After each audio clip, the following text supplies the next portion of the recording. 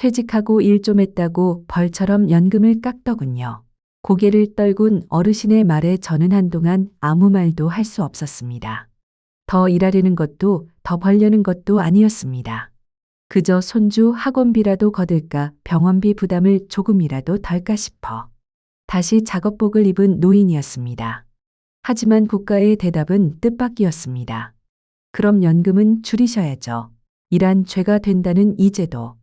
그 속엔 우리가 알지 못했던 구조적 모순이 숨어 있었습니다. 그리고 놀랍게도 그 피해는 국가를 가장 믿고 성실히 살아온 사람들에게 가장 크게 돌아가고 있었습니다. 왜일까요? 어떻게 이런 일이 가능해졌을까요? 비슷한 경험이 있으셨다면 댓글로 나눠주세요. 여러분의 일상이 불안해지지 않도록 저희가 함께하겠습니다. 희진 채널 구독하고 꼭 알아야 할 정보 놓치지 마세요.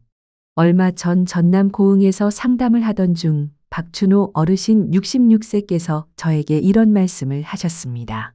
내가 도대체 뭘 잘못했길래 일 좀 했다고 연금이 줄어듭니까? 어르신께서는 정년 퇴직 후 건강이 허락하는 범위 내에서 마트 물류 정리 일을 시작하셨습니다. 조용히 살림의 보탬이 되고 싶어 다시 나선 일터였지요. 그런데 국민연금이 80만 원에서 65만 원으로 줄었다는 사실을 알고 많이 당황하셨습니다. 이유는 단 하나, 일을 했기 때문이었습니다.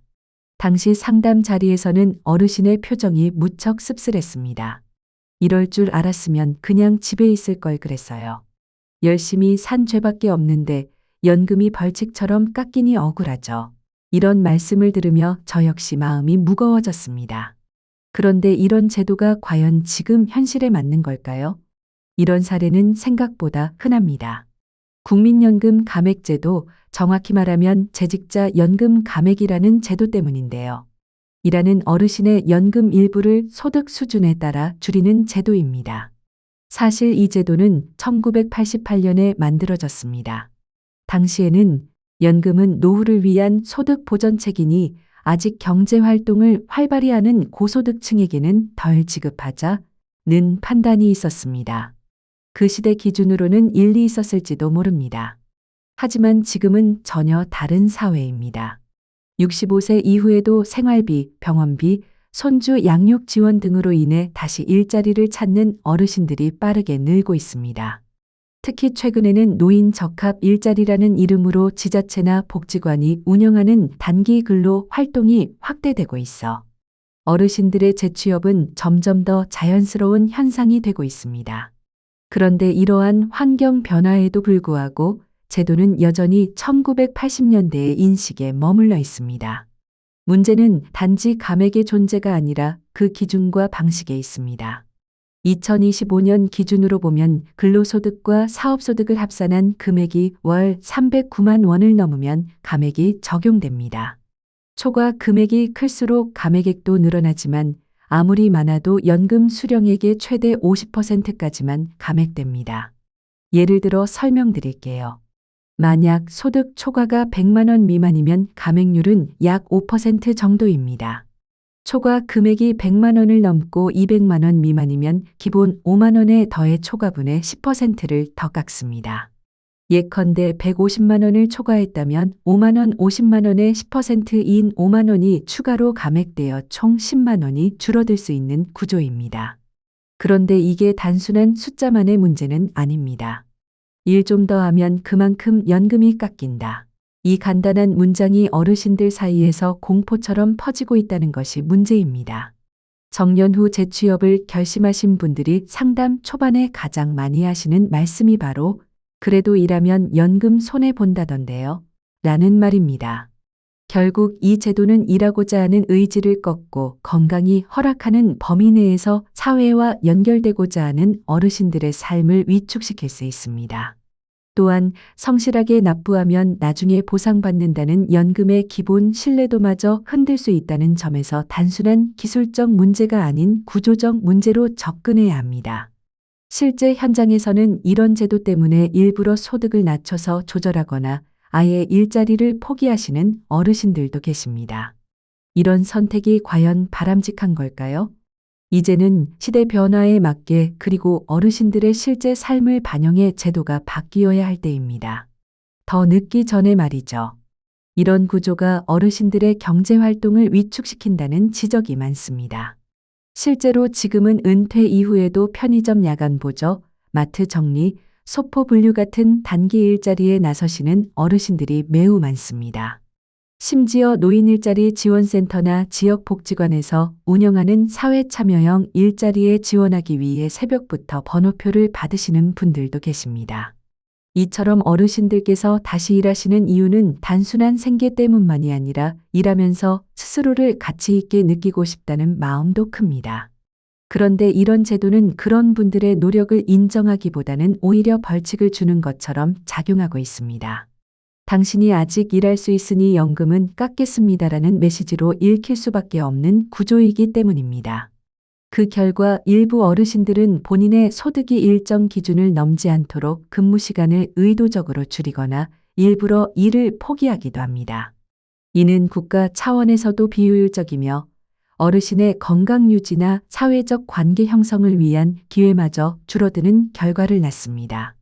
시대는 바뀌었지만 제도는 아직 과거에 머물러 있다는 것이 지금의 문제입니다. 예전에는 노인은 일하지 않는다는 전제가 있었지만 이제는 70세 이후에도 경제 활동을 이어가는 것이 점점 더 자연스러워지고 있습니다. 연금 제도 또한 이러한 변화된 현실을 반영해야 한다는 목소리가 커지고 있는 이유입니다. 이런 일도 있었습니다. 2023년 상반기까지만 해도 재직자 연금 감액 대상자가 11만 명을 넘었고 같은 해 전체로 보면 13만 7천 명 이상이 감액 대상에 포함되었는데요. 2014년에는 12만 명 수준이었으니 정말 빠르게 늘어난 셈입니다. 그런데 이보다 더 많은 어르신들이 불편을 겪고 계신 제도가 하나 더 있습니다. 바로 국민연금 연계 감액 제도입니다. 이건 어떤 제도냐면요. 기초연금과 국민연금을 동시에 받고 계신 분들 중에서 국민연금 수령액이 일정 기준 이상이면 기초연금에서 일부가 깎이는 구조입니다. 기준은 이렇습니다. 기초연금의 기준연 금액은 현재 34만 2,510원인데요. 이 금액의 1.5배인 51만 3,760원을 넘는 국민연금을 받고 계신 경우 기초연금에서 최대 17만 1,250원까지 감액될 수 있습니다. 예를 들어 국민연금을 50만 원 받는 분은 감액이 없지만 60만 원을 받으면 약 5만 원, 70만 원이면 약 6만 5천 원, 80만 원이면 8만 5천 원, 90만 원이면 약 9만 원, 그리고 100만 원이면 기초연금이 약 9만 7천 원 줄어들 수 있습니다. 다만 이 수치는 참고용일 뿐이고요. 실제 감액 여부와 금액은 개인별로 국민연금 가입기간, 납부기간, 수령 개시 시점 등에 따라 달라집니다. 예컨대 가입기간이 11년 이하인 경우에는 감액이 없고 12년 이상부터는 매년 약 1만 원씩 줄어드는 구조입니다. 이처럼 기초연금 감액 역시 더 오래 낸 사람이 덜 받는 상황이 발생해 또 다른 형평성 논란을 낳고 있습니다. 조금 더 구체적으로 설명드리면 국민연금 가입기간이 11년 이하인 경우에는 감액이 없습니다. 12년, 13년처럼 1년씩 늘어날 때마다 기초연금 수령액이 약 1만 원씩 줄어드는 방식입니다. 즉, 국민연금을 오래 낼수록 기초연금이 더 줄어드는 역진적 구조입니다. 문제는 이런 제도 때문에 해마다 감액 대상자가 빠르게 증가하고 있다는 점입니다. 2014년에는 약 14만 3천 명이던 것이 2025년에는 무려 70만 명을 넘을 것으로 전망됩니다.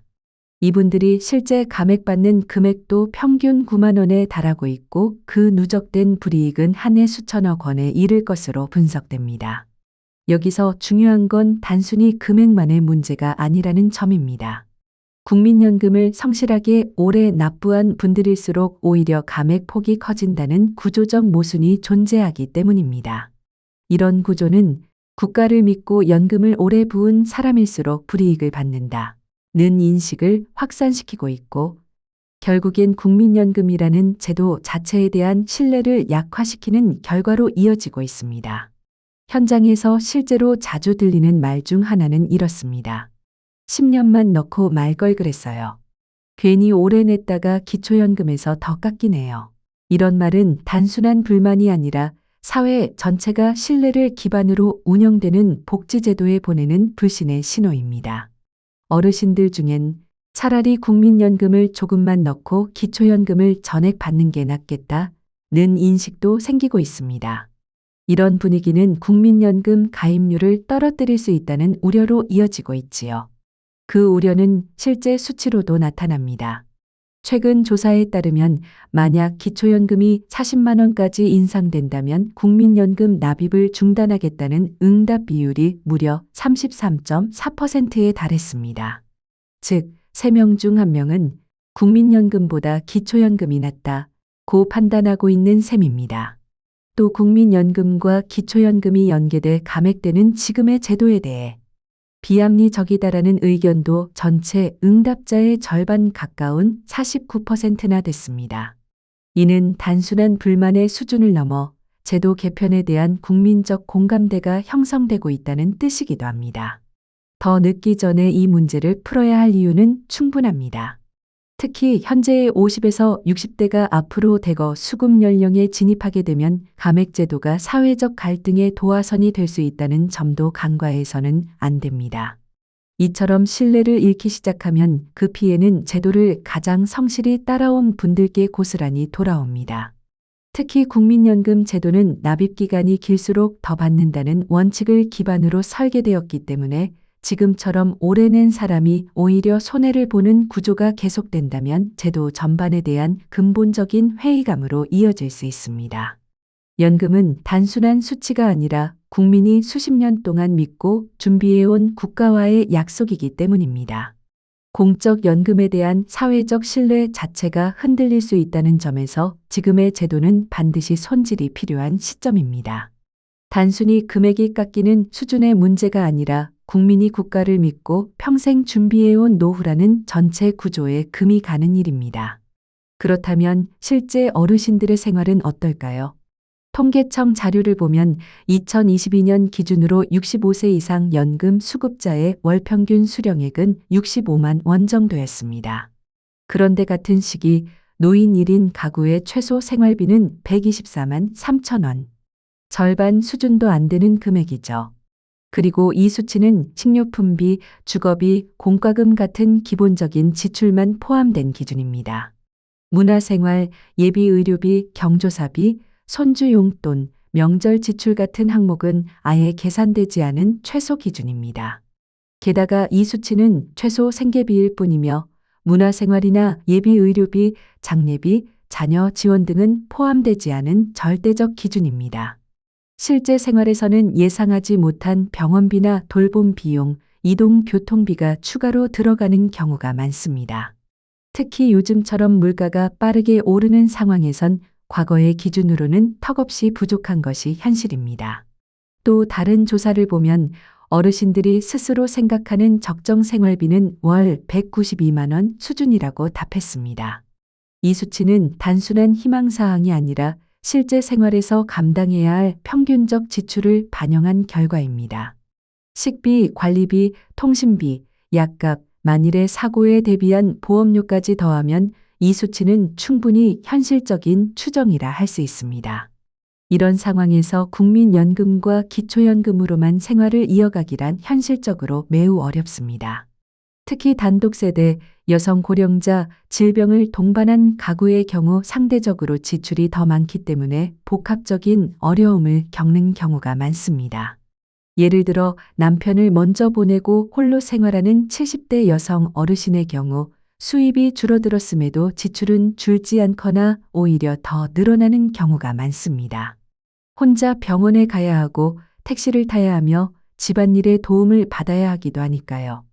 그래서 어르신들께서 다시 일터에 나가실 수밖에 없고 그러면 그 노력에 대해 연금이 깎이는 현실은 더더욱 받아들이기 힘든 일입니다.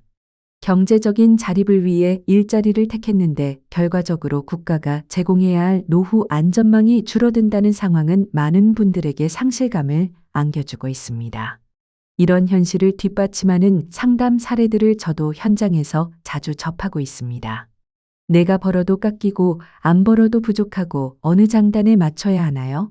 라고 한숨 쉬시는 어르신의 말씀이 아직도 귀에 생생합니다. 어느 날 상담 오신 68세 이영숙 어르신은 이렇게 말씀하셨어요.